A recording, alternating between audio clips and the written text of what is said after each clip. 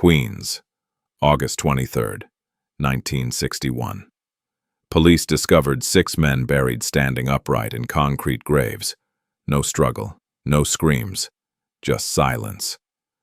They were Genovese soldiers who stole $250,000 from Bumpy Johnson. But here's what the NYPD couldn't explain. Why did these hardened criminals accept their fate without a fight? The August heat had Queens by the throat that Wednesday afternoon. Detective Frank Costello, no relation, stood at the construction site on 100 First Avenue, watching the medical examiner's team work around 6 vertical graves. Not graves, really.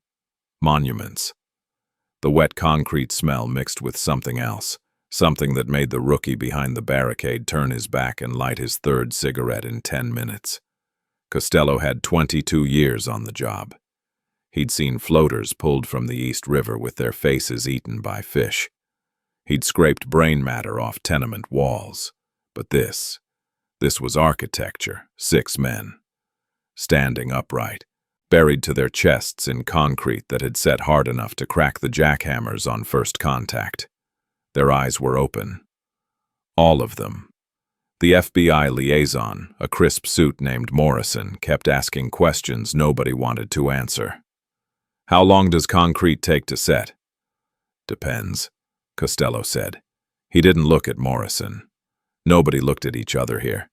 That was the rule everyone understood without speaking it. The foreman, a thick-necked Polish immigrant who'd seen worse in Warsaw, said the pour happened sometime after midnight. Maybe 1, 2 in the morning. Nobody heard anything.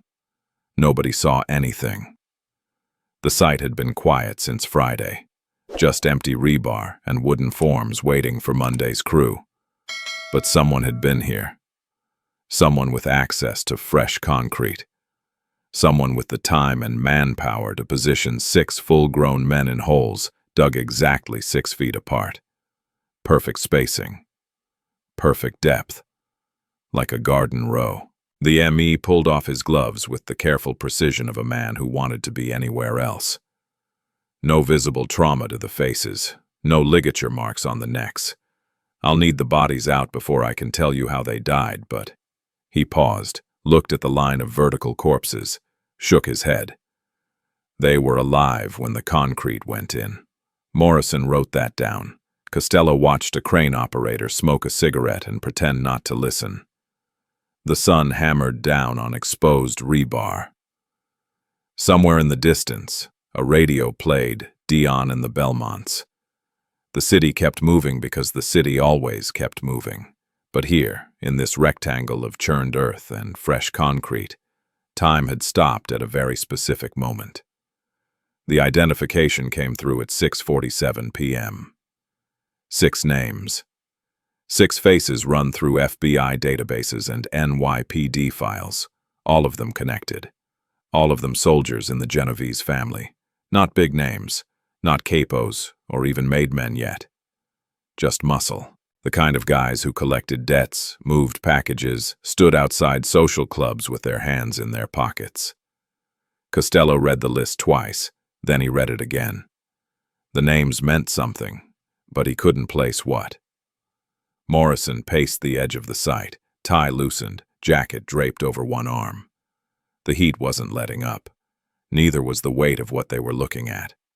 Somebody made an example, Morrison said. It wasn't a question. Somebody made a statement, Costello corrected. There was a difference. Examples taught lessons. Statements declared territory. They'd find no shell casings, no blood trails, no signs of struggle at any of the 6 men's last known addresses. The labs would come back clean. The concrete company would report no missing trucks, no stolen materials. The investigation would hit every wall bureaucracy and silence could build. Because this wasn't about evidence. Evidence was for solving crimes. This was about sending a message so clear that even thinking about investigating felt dangerous. Costello stood there as the sun dropped lower, painting the construction site in shades of orange and red. 6 men. Standing.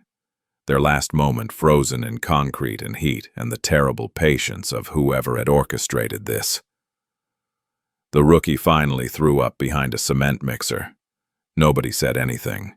Even Morrison, with his federal authority and his clean hands, stayed quiet. The question nobody asked out loud hung in the air like the concrete dust. What kind of power doesn't need noise?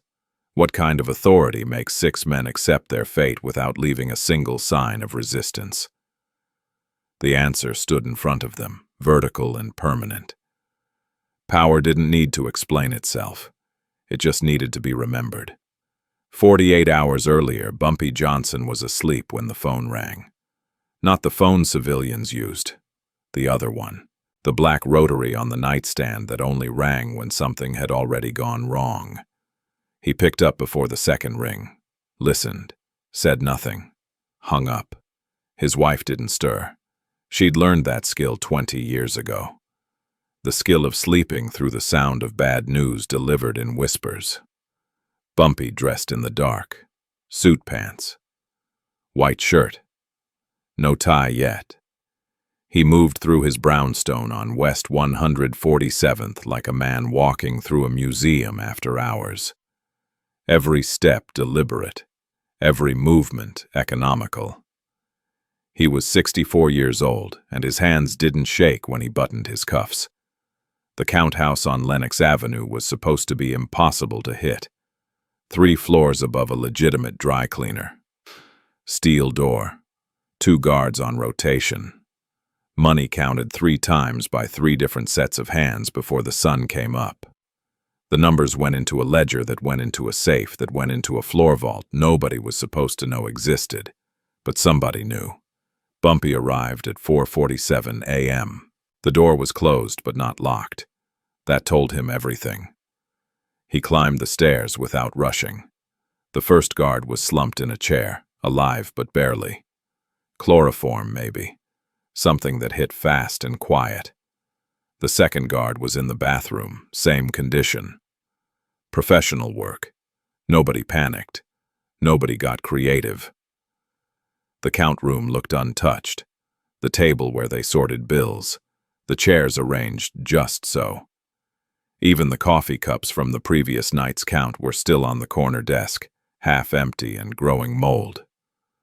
But the floor vault, hidden under a false floorboard beneath the filing cabinet, was open. Not forced. Opened, with the correct combination, by someone who knew exactly where to look and exactly what numbers to spin. $250,000. Gone. Bumpy stood in the middle of that count room for 7 minutes without moving. He didn't touch anything, didn't disturb the scene. He just read it. The same way he'd read 1,000 street corners, 1,000 faces, 1,000 situations where the truth hid in the space between what happened and what people said happened. 3 details mattered. The chloroform meant professionals. Street crews used fists or guns. This was surgical. The combination meant inside information. Only 4 people knew those numbers. Bumpy, his accountant Marcus, the senior guard Leroy, and his business partner Stephanie St. Clair. He trusted 3 of them with his life. The 4th had just proven trust was a commodity with an expiration date. The clean exit meant confidence. Whoever took the money believed they were protected. Believed they had cover. Believed Bumpy Johnson's reach had limits. He made 3 phone calls from a payphone 2 blocks away. Each call lasted less than 30 seconds. Each call asked the same question in different words. Who's moving money through channels they shouldn't be? The answers came back by noon. 3 different sources, 3 different neighborhoods, 3 different networks of information that didn't talk to each other, but somehow reached the same conclusion. Genovese. Not the old man himself. Vito was locked up in Atlanta doing his 15-year stretch for narcotics. But his family. His infrastructure. His soldiers operating with the kind of arrogance that came from believing Harlem's power had declined while they weren't paying attention.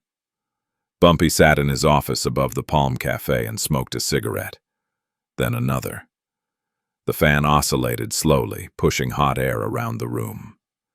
Outside, 125th Street was waking up. Vendors setting up. Shop owners rolling up metal gates. The city's heartbeat, steady and indifferent. $250,000 was money. Money could be replaced.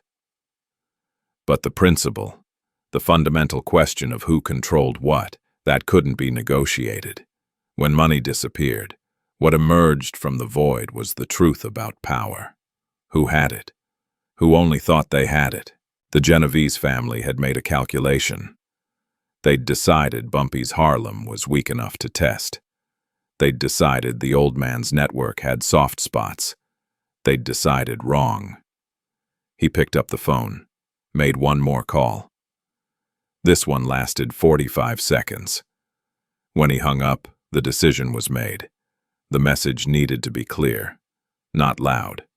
Loud was for amateurs. Clear. The kind of clear that didn't require explanation because the image would do all the talking. He stubbed out his cigarette in the crystal ashtray. Outside, the city kept breathing. But somewhere in Queens, 6 men who thought they were safe were about to learn the difference between survival and permission. Tommy Numbers DeLuca counted his money twice every night before bed. Not because he didn't trust the count. He'd learned that discipline from his father, who'd learned it in Sicily before the family came over in '32. He counted because ritual kept you sharp, kept you focused, kept you alive. Tuesday night, August 21st, he counted $8,400. His cut from the Harlem job. Enough to cover the vig on his loan, pay down his sister's medical bills, and still have enough left over for the card game Thursday night at Sal's. He slept well. The kind of sleep you earn. Frankie Bones didn't sleep at all.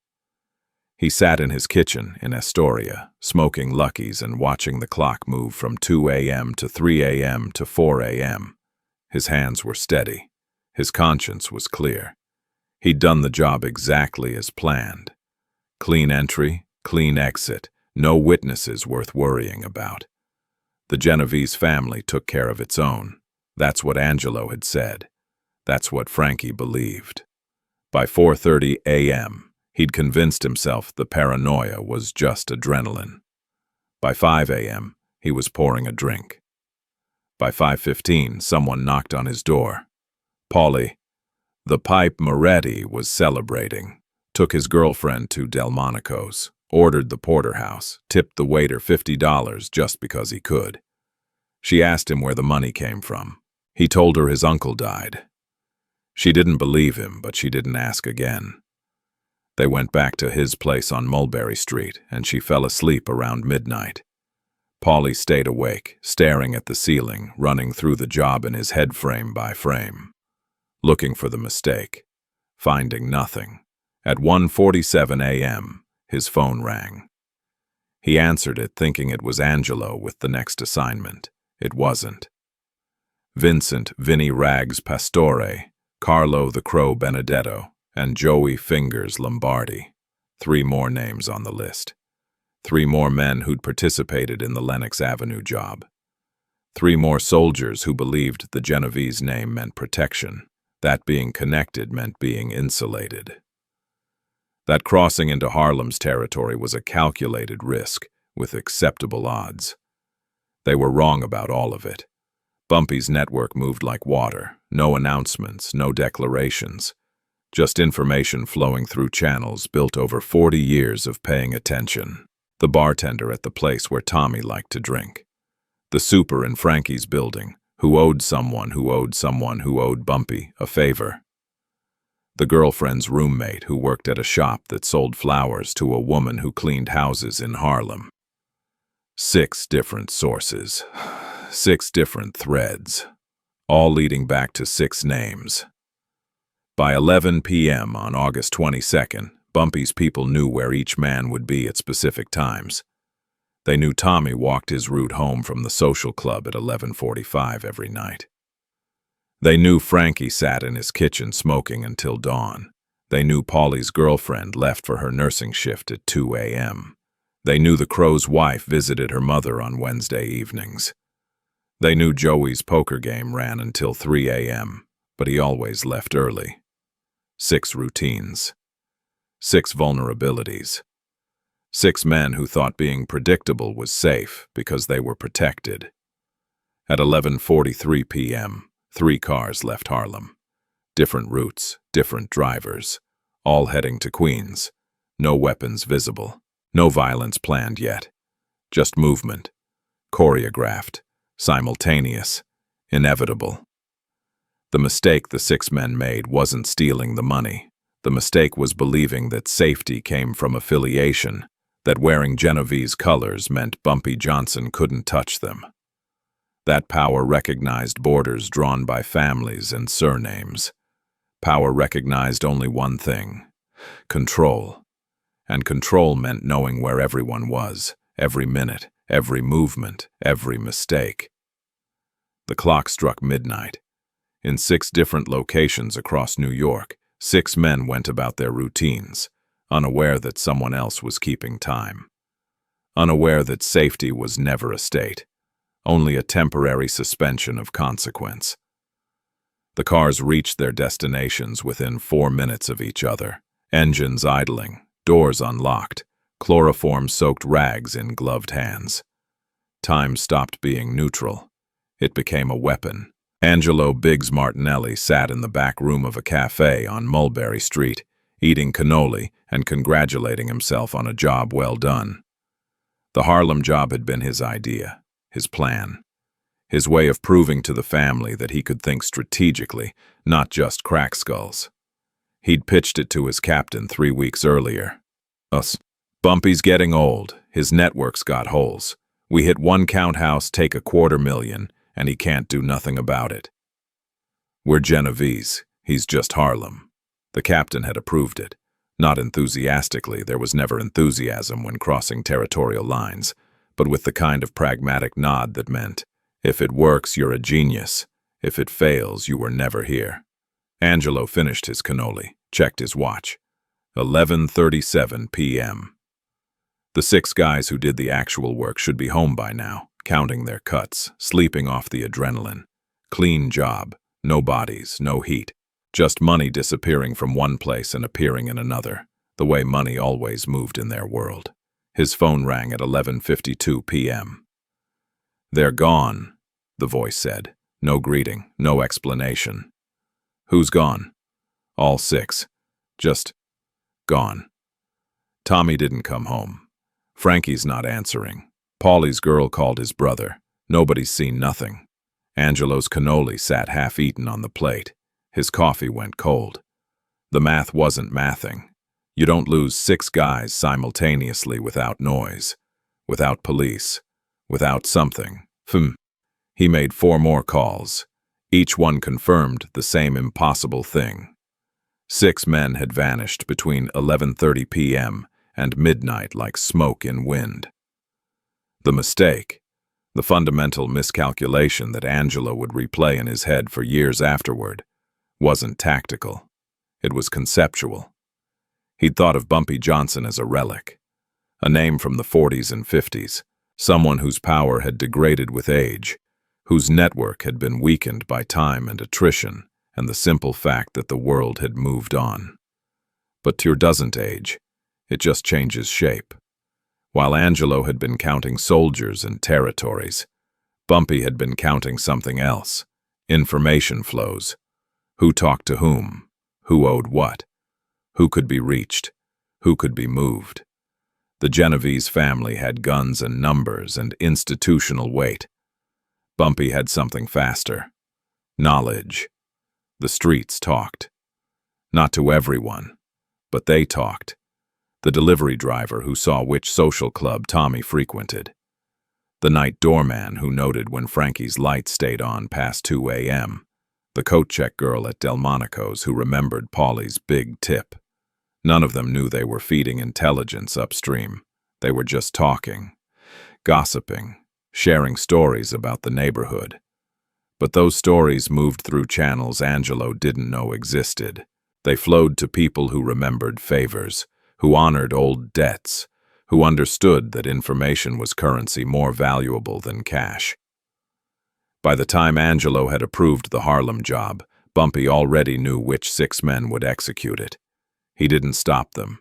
He let them take the money, let them feel successful, let them believe in their own safety, because the money was never the point. At 12:47 a.m., Angelo's captain called him. The voice was flat, emotionless, the tone of a man delivering news he wished he didn't have to deliver. "You know where they are?" "No."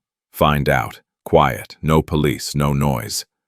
"Boss, I don't think—" "Find out." The line went dead.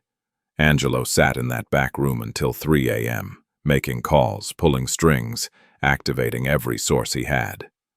Nothing. 6 men had disappeared so completely it was like they'd never existed. No bodies, no witnesses, no trails.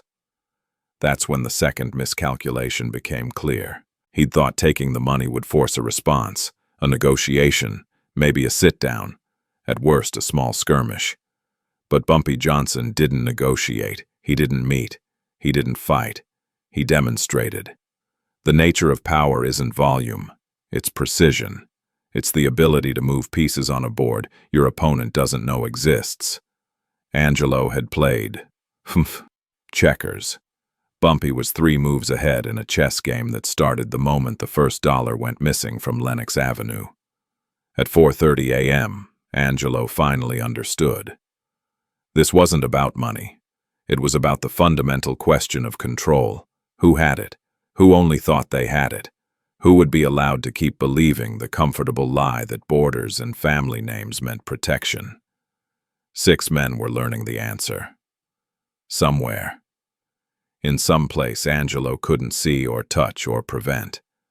The real mistake was believing guns were louder than silence. The cars moved through the city like sharks through dark water. 3 sedans. Black, unremarkable.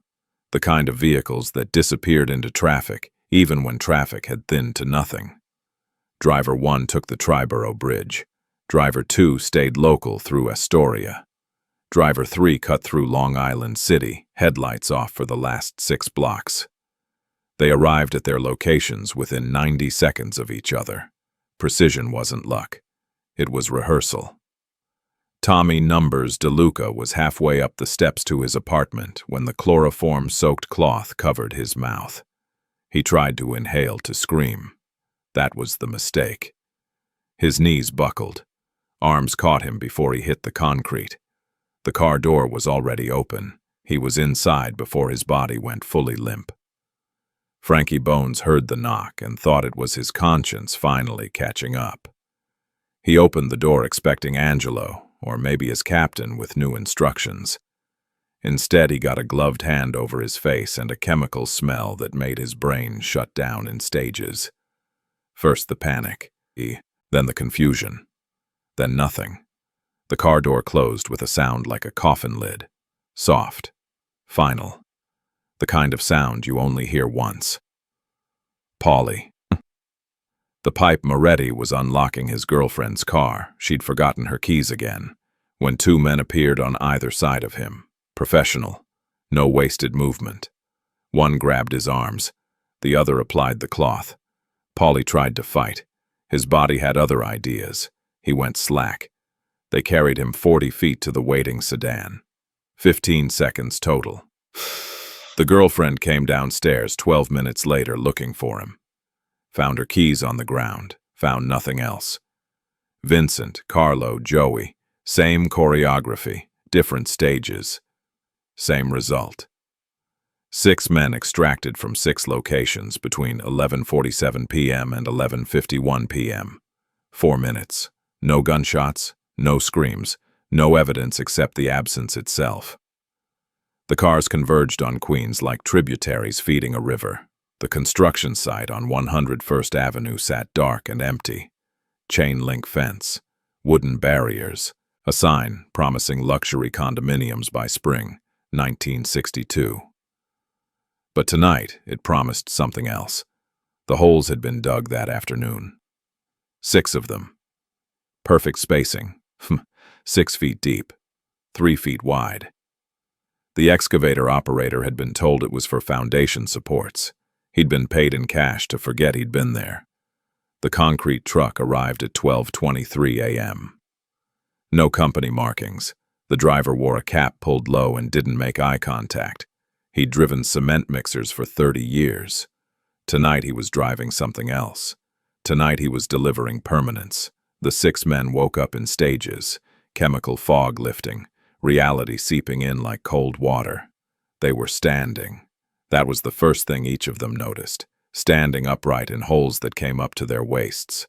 Arms free, legs immobile. The dirt was packed tight around their legs, not loose, not something they could kick through.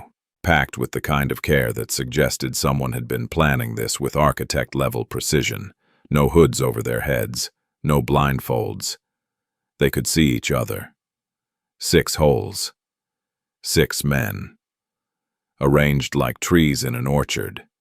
The sight of each other's faces was part of the punishment. 3 figures stood at the edge of the site, backlit by work lights that had been positioned to create shadows instead of clarity. No names spoken, no explanations offered. One of them, the one in the middle, held a clipboard, like a foreman checking off inventory. Tommy tried to speak. His throat was sandpaper. When sound finally came out, it was a croak. "What is this?" No answer. Frankie pulled against the packed earth around his legs. Physics worked against him. Leverage required stable ground. He had none. Polly started to beg. The words came out broken, desperate. The 3 figures didn't move. One of them raised a hand. The concrete truck's engine rumbled to life. The drum began to turn. The chute extended toward the first hole. That's when the 6 men understood. Not abstractly, not theoretically. They understood in their bones and blood and the primitive part of the brain that recognizes predators. This wasn't an execution. This was a monument. The wet concrete poured slow and deliberate, not rushed, not angry, just methodical. The consistency was perfect, thick enough to hold shape, liquid enough to fill every gap.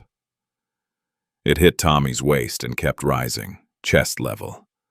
The weight of it was immediate and absolute. He screamed then. They all did.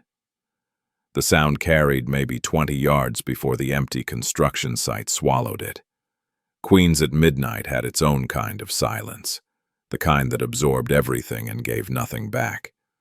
The truck moved to the 2nd hole, then the 3rd, the 4th. Frankie stopped screaming and started praying. Polly went quiet. Joey vomited, but the concrete kept rising.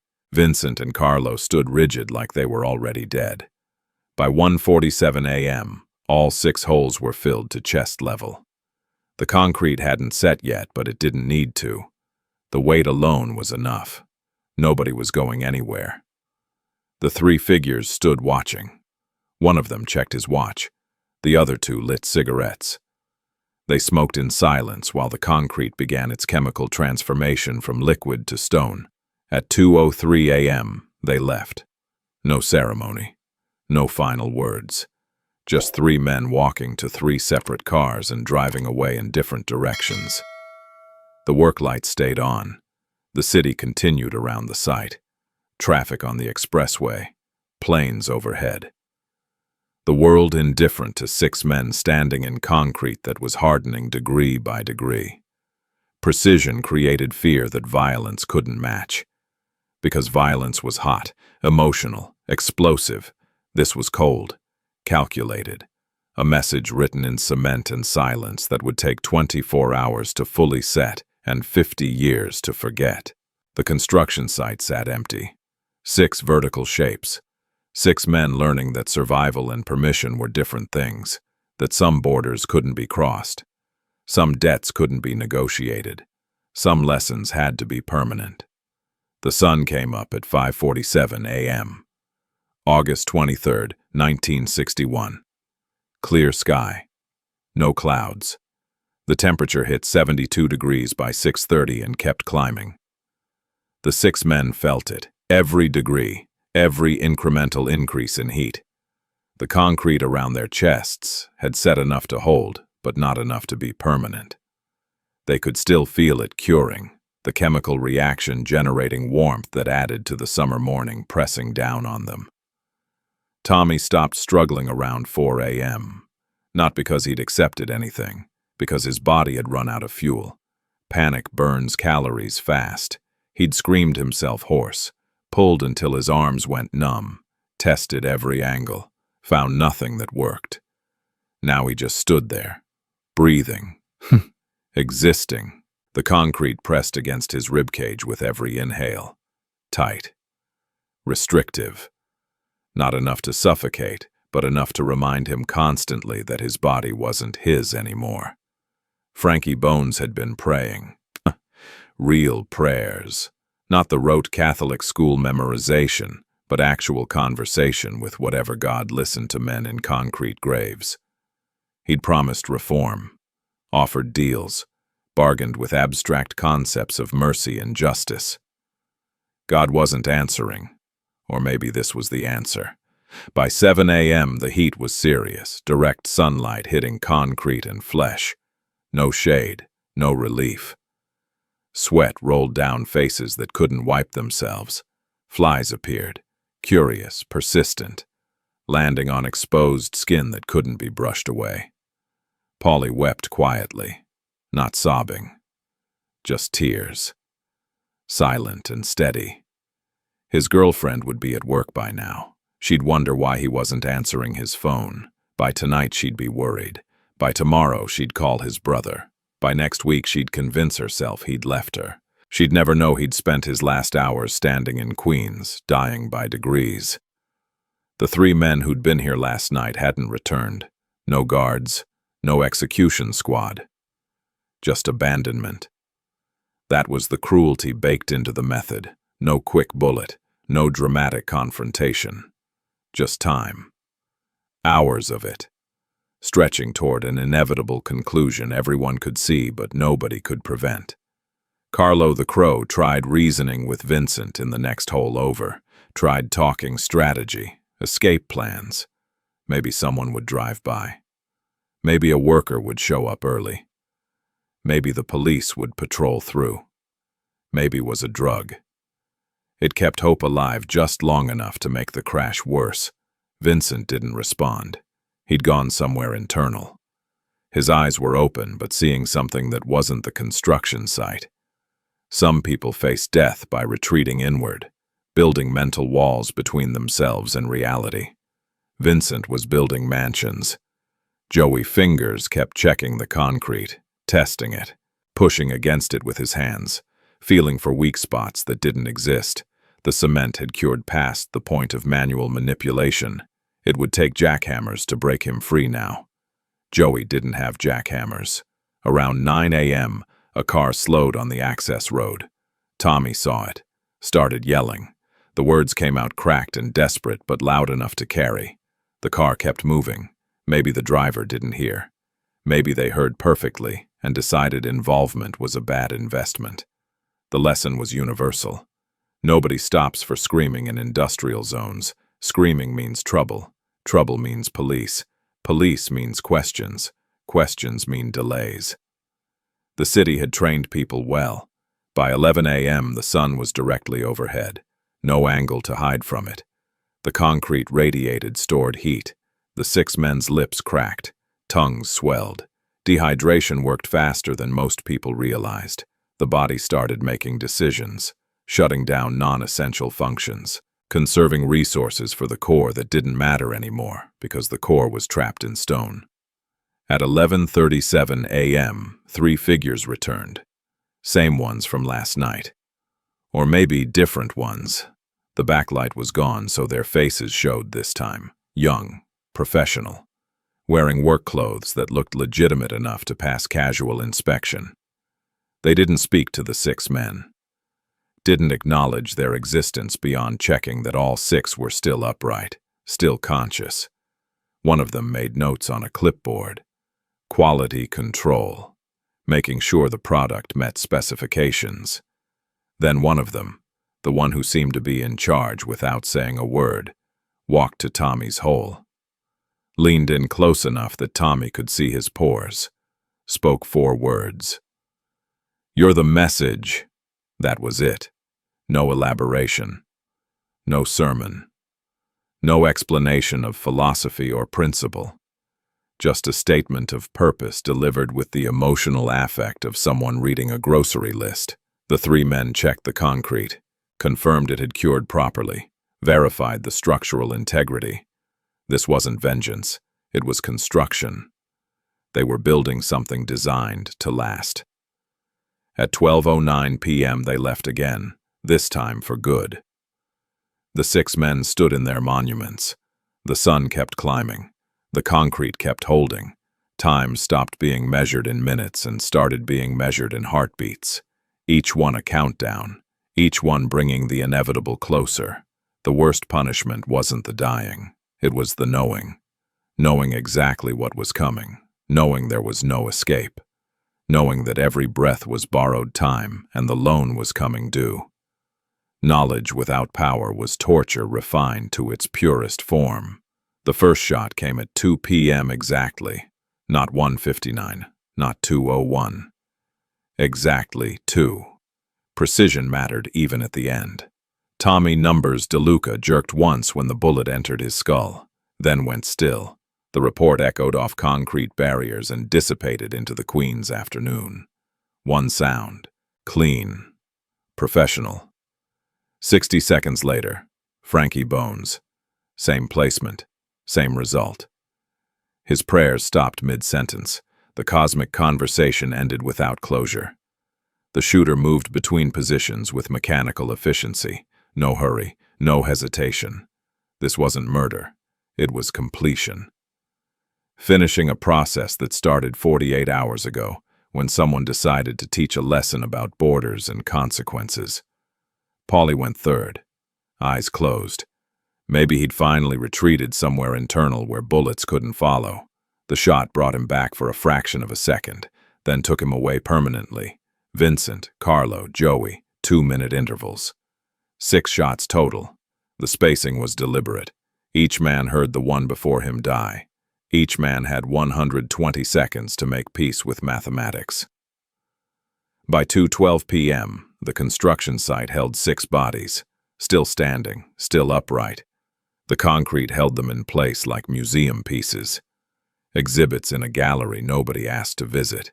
The shooter, a thin man in coveralls who could have been anyone from anywhere, field stripped his weapon, collected the brass, wiped down surfaces that didn't need wiping. Methodical, thorough. The kind of attention to detail that separated professionals from amateurs. He made one phone call from a payphone 6 blocks away. 3 words. It's done. Queens. Then he drove to LaGuardia, caught a 4:15 flight to Miami. By the time Detective Costello arrived at the scene, the shooter was drinking a rum and coke at 30,000 feet, reading the sports section like today was Tuesday and nothing special had happened. The anonymous call came in at 4:22 p.m. male voice. Calm.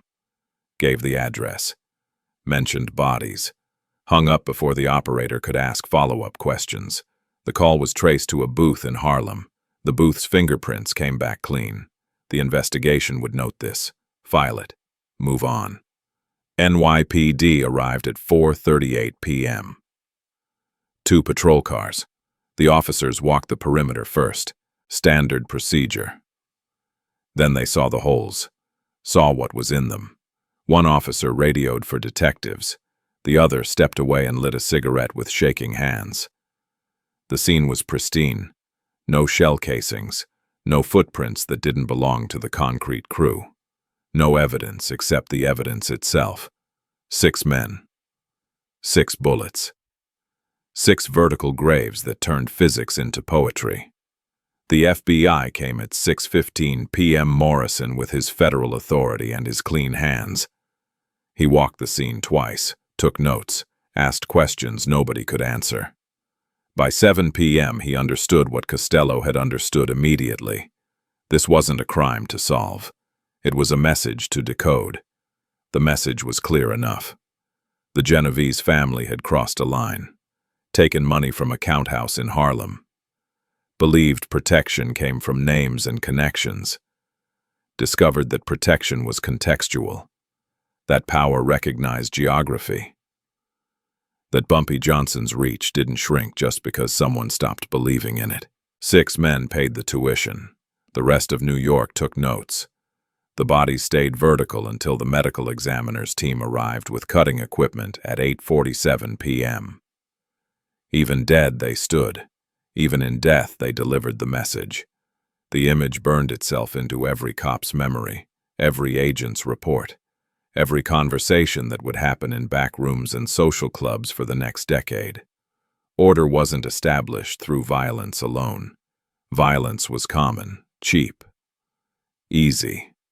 Order was established through demonstration, through showing, not telling what happened when rules were broken, when borders were crossed, when someone miscalculated the distance between safety and consequence. The Genovese family held a meeting 3 days later, in a basement in Little Italy. No minutes taken. No official record. But the consensus was clear. Harlem was Harlem. Lines existed for reasons. The 6 men who died standing up had crossed those lines. Their families would be compensated. Their names would be remembered. But their mistake would not be repeated. Angelo Biggs Martinelli wasn't invited to that meeting. He heard about the verdict secondhand. Understood immediately that his future in the family had been recalculated.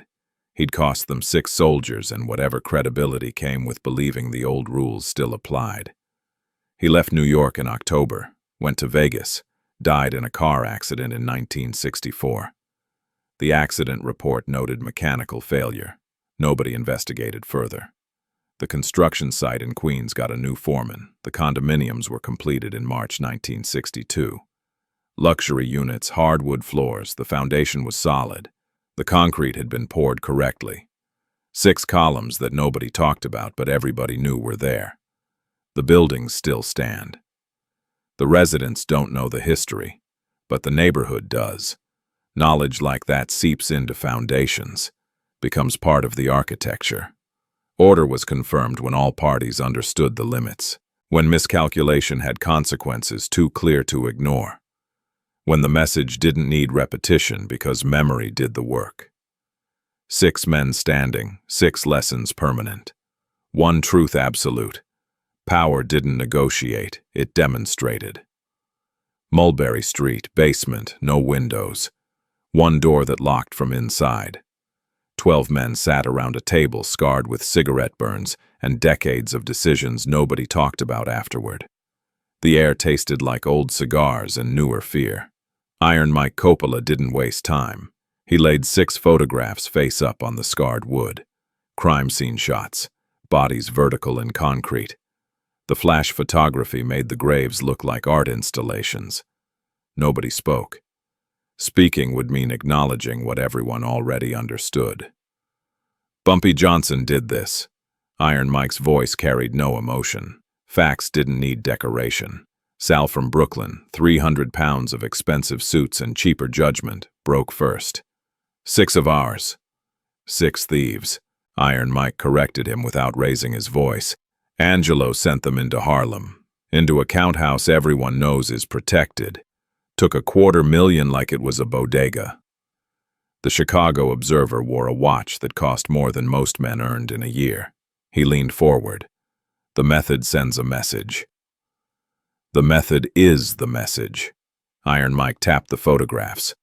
You steal from Bumpy Johnson. You don't get shot in an alley. You get architecture. Paulie from the Bronx, young, hungry, stupid, tried logic. We're Genovese. We don't let Harlem. Harlem didn't do anything to us. Iron Mike cut him off like a teacher correcting bad math. We did something to Harlem. They corrected us. That's not aggression. That's accounting. The photographs sat there like evidence in a trial. Nobody was filming. 6 vertical bodies. 6 lessons in what happens when theory meets concrete. Sal tried again. So we do nothing. 6 bodies, and we acknowledge that Angelo made a mistake. Iron Mike's hands stayed flat on the table. He thought Bumpy Johnson was old, thought old meant weak. 6 men paid for Angelo's education. The room processed this. Power wasn't about revenge. Power was about recognition. Recognizing when someone else held better cards. Recognizing when your own stupidity created the problem. "What about Angelo?" someone asked from the back. Iron Mike's smile had no warmth in it. Angelo's future just got shorter, but quietly. "We don't copy Bumpy's methods. That would look like we're impressed." Translation: Angelo would disappear from consideration. No concrete, no drama. Just a gradual fade until he didn't exist in conversations anymore. Paulie from the Bronx made one more attempt. "This sets precedent. Other territories will think. Other territories already think correctly." Iron Mike gathered the photographs like he was collecting playing cards. Harlem is Harlem. Has been since the 40s. Angelo forgot. 6 men reminded everyone. Lesson concluded. The meeting ended without anyone saying it ended. Men stood, buttoned jackets, filed out without handshakes or eye contact. The Chicago Observer paused at the door. "Clarity is appreciated." Iron Mike stayed seated, lit a cigarette, let smoke curl toward a ceiling stained yellow by decades of similar cigarettes. The photographs went back in their envelope. He didn't need to look again. The image was permanent in a way that didn't require repetition. Rules existed to prevent chaos. You could bend them if you had weight, but breaking them meant accepting mathematics. Angelo broke them. 6 men paid. The family acknowledged the equation. No retaliation, no escalation. Just recognition that borders had meaning, and crossing them had costs.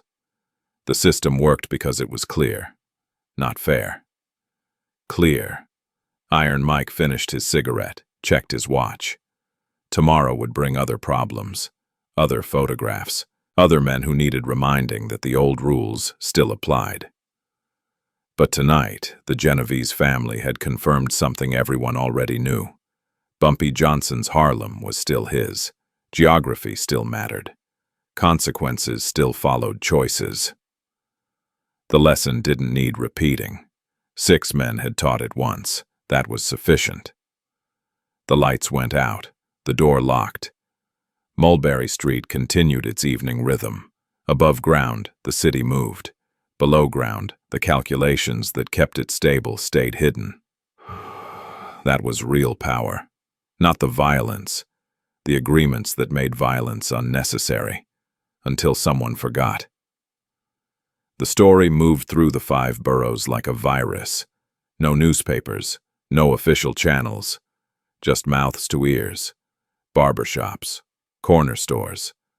Social clubs where old men played cards and younger men learned what not to do. 6 men. Concrete, Queens, standing.